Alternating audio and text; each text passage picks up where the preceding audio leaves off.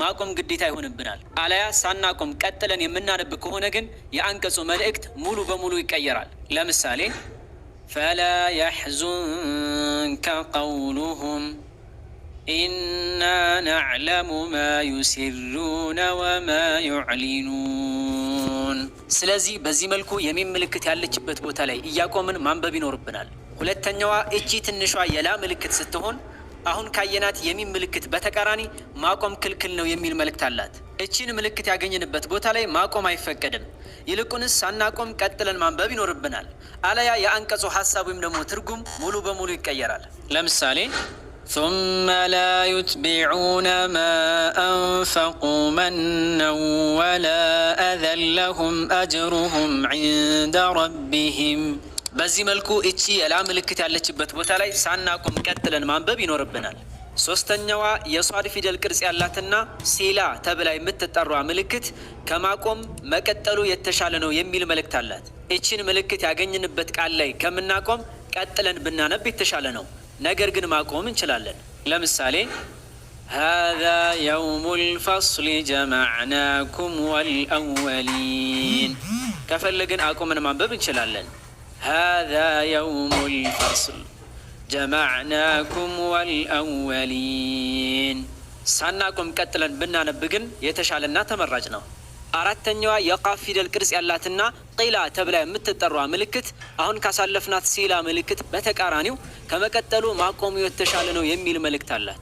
ይቺን ምልክት ያገኘንበት ቃል ላይ ብናቆም የተሻለና የተመረጠ ነው። ሆኖም ቀጥለን ብናነብ ግን ችግር የለውም። ለምሳሌ ወቃሉ እተኸዘ አላሁ ወለዳ ሱብሓነህ።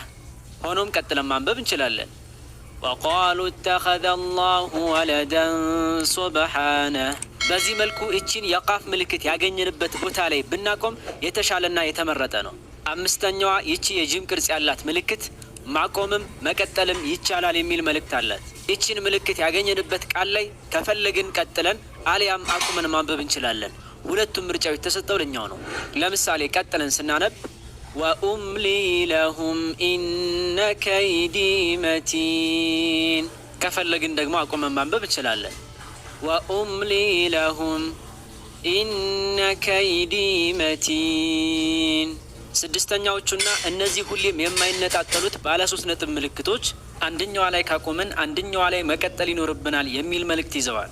ማለትም የመጀመሪያው ምልክት ላይ የምናቆም ከሆነ ሁለተኛው ምልክት ላይ ቀጥለን ማንበብ ይኖርብናል ማለት ነው። ወይም ደግሞ ሁለተኛው ምልክት ላይ የምናቆም ከሆነ የመጀመሪያው ምልክት ላይ መቀጠል ይኖርብናል ማለት ነው። ሆኖም ግን ሁለቱም ላይ ሳናቆም ቀጥለን ማንበብ እንችላለን። የተከለከለው ሁለቱም ላይ በአንድ ጊዜ ማቆም ነው። እስኪ ይበልጥ ግልጽ እንዲሆን በምሳሌ እንመልከት። የመጀመሪያው ምልክት ላይ በምናቆምበት ጊዜ ذلك الكتاب لا ريب فيه هدى للمتقين።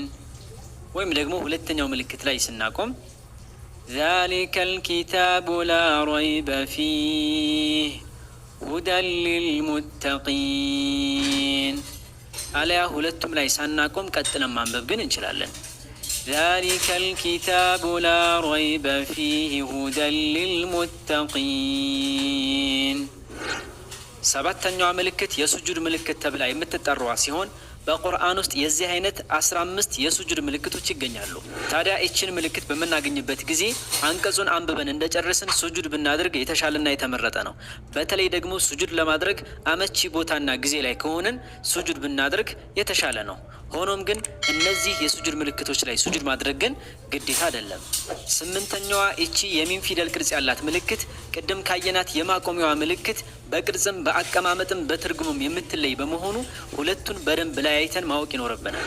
እቺ ምልክት አንዳንድ ጊዜ የቃል መካከል ላይ፣ አንዳንድ ጊዜ ደግሞ የቃሉ መጨረሻ ላይ የምትመጣ ስትሆን ከኑን ስኩን ቀጥሎ ባ ፊደል ከመጣ ኑን ፊደልን ኑን አድርገን ሳይሆን ሚም ፊደል አድርገን ማንበብ እንዳለብን የምታመላክት ናት። እስኪ በምሳሌ እንየው። ከላ ለዩንበዘነ ፊል ሑጠማ። አሁን እዚህ አንቀጽ ላይ ለዩን የሚለው ላይ ኑን ፊደል አለች። እዚህ ኑን ፊደል ላይ ይቺ ምልክት አለች። ስለዚህ ምን ማለት ነው? ይቺን ኑን ፊደል ኑን አድርገን ሳይሆን ማንበብ ያለብን ሚም አድርገን ነው ማለት ነው። ኑን አድርገን ብናነበው ለዩን በዘነ ነበር የሚሆነው። ነገር ግን ወደ ሚም ገልብጠን በምናነብበት ጊዜ ለዩም ሚም አድርገን ነው የምናነበው ማለት ነው። ኑን ሳይሆን ሚም አድርገን ማንበብ ይኖርብናል የሚል መልእክት አላት። ከላ ለዩንበዘነ ፊል ሑጠመህ፣ ለዩንበዘነ ፊል ሑጠመህ። በዚህ መልኩ ማንበብ ይኖርብናል። ዘጠነኛዋ እቺ አጭር የአሊፍ ፊደል የምትመስለዋ ምልክት በቁርአን ውስጥ በጣም በተደጋጋሚና በብዛት የምትመጣ ስትሆን የፊደላትን ድምፅ ለማራዘምና ለመሳብ የምታገለግል ናት። ስለዚህ እችን ምልክት ያገኘንበትን ፊደል ድምፁን በምናነብበት ጊዜ ትንሽ ሳብ በማድረግና በማራዘም ማንበብ ይኖርብናል። ለምሳሌ ثم استوى إلى السماء فسواهن 7 سماوات። በዚህ መልኩ እቺ ምልክት ያለችበት ቦታ ላይ ትንሽ ሳብ እያደረግን ማንበብ ይኖርብናል። አስረኛዋ እቺ ትንሿ የሲን ምልክት ወይም ሰክታ ተብላ የምትጠራዋ ምልክት ስትሆን እቺን ምልክት በምናገኝበት ቦታ ላይ ትንፋሽ ሳናወጣ በትንሹ ዝም ማለት ይኖርብናል። ሙሉ በሙሉ ማቆም ማለት ግን አይደለም። ማለትም እየቀራን እያለ እቺን ምልክት በምናገኝበት ጊዜ ትንፋሻችንን ወደ ውጭ ሳናስወጣ ለ1 ሰከንድ ያክል ዝም እንልና ከዛ በኋላ ካቆምንበት በዛው እንቀጥላለን ማለት ነው። ለምሳሌ ወቂለ መን ራቅ። ልክ እዚህ ላይ ኑን ፊደል ላይ ምናደርጋለን? ድምጻችንን ብቻ ዝም እንልና ትንፋሻችንን ሳናስወጣ ትንሽ ዝም እንላለን። ከዛ በኋላ መልሰን ቅራታችንን እንቀጥላለን ማለት ነው። ወቂለ መን ራቅ።